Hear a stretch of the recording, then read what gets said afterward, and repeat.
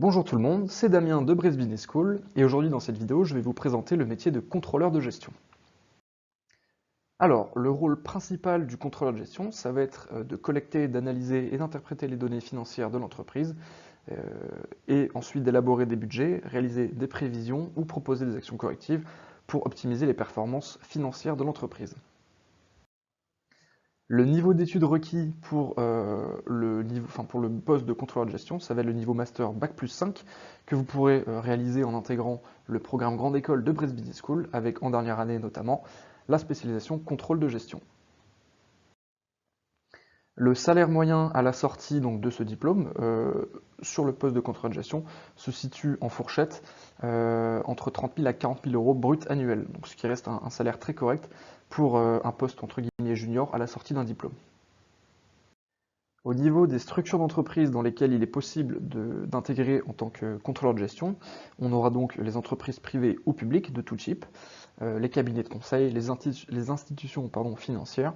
des organisations internationales ou encore par exemple dans le secteur des entreprises du secteur de la santé. Bien évidemment, il y a beaucoup plus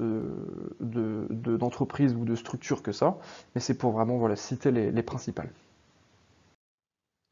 Alors, au niveau des structures, donc comme je l'ai dit, au niveau des cabinets de conseil, on peut notamment citer par exemple KPMG, RMA ou le cabinet Michel Courrèges, qui sont les plus connus, entre guillemets, les plus prisés.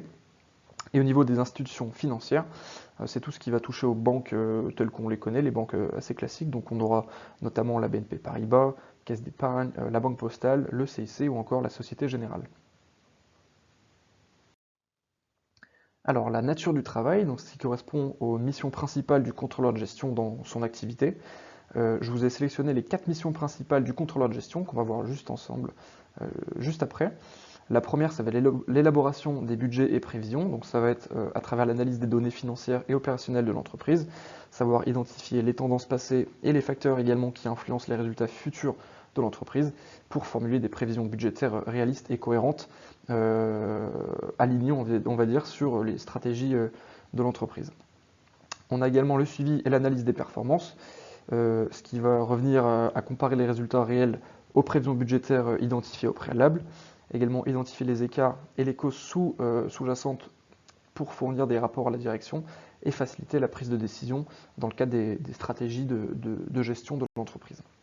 Ce qui implique forcément l'utilisation d'indicateurs de performance clés, comme par exemple des tableaux de bord ou des outils d'analyse financière. Une autre mission principale du contrôleur de gestion, ça va être le contrôle des coûts et de la rentabilité, à travers l'analyse et le contrôle des coûts de l'entreprise, savoir également identifier les opportunités d'optimisation des coûts, proposer des mesures d'économie et de rentabilité, ou encore participer à l'évaluation des projets d'investissement des différents clients, que ce soit des clients publics ou privés, ce qui implique naturellement donc l'analyse des prix de revient, la gestion des marges ou la détermination des seuils de rentabilité par exemple. Et enfin, la dernière mission principale du contrôle de gestion, ça va être d'être support à la prise de décision.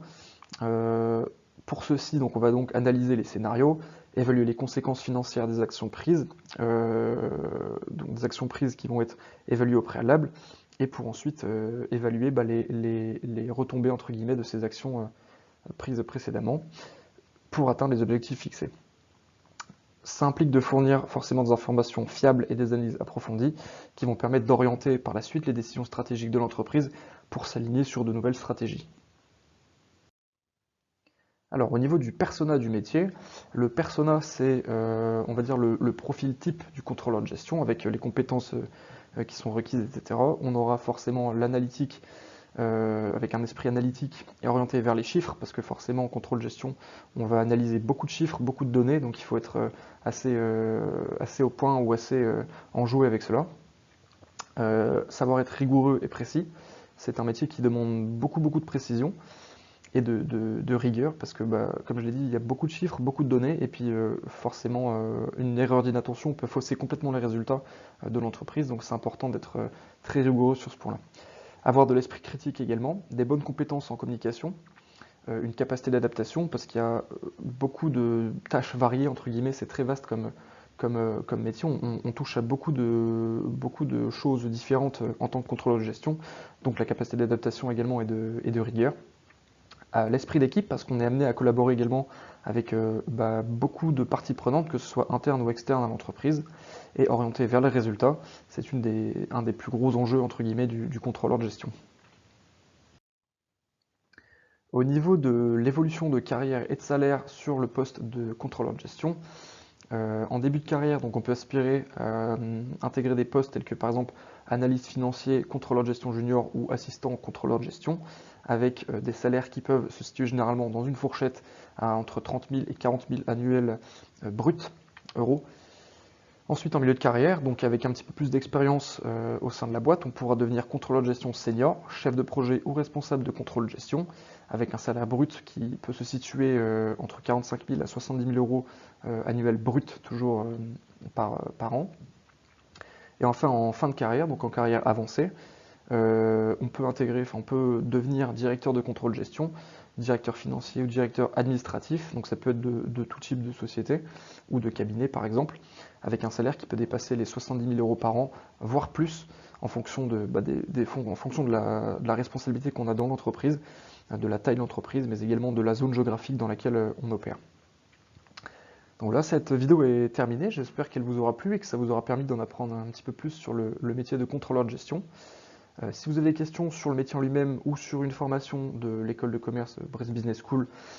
ou sur l'école en elle-même, n'hésitez pas à nous le faire savoir via les liens qui seront en description. On sera là pour vous répondre.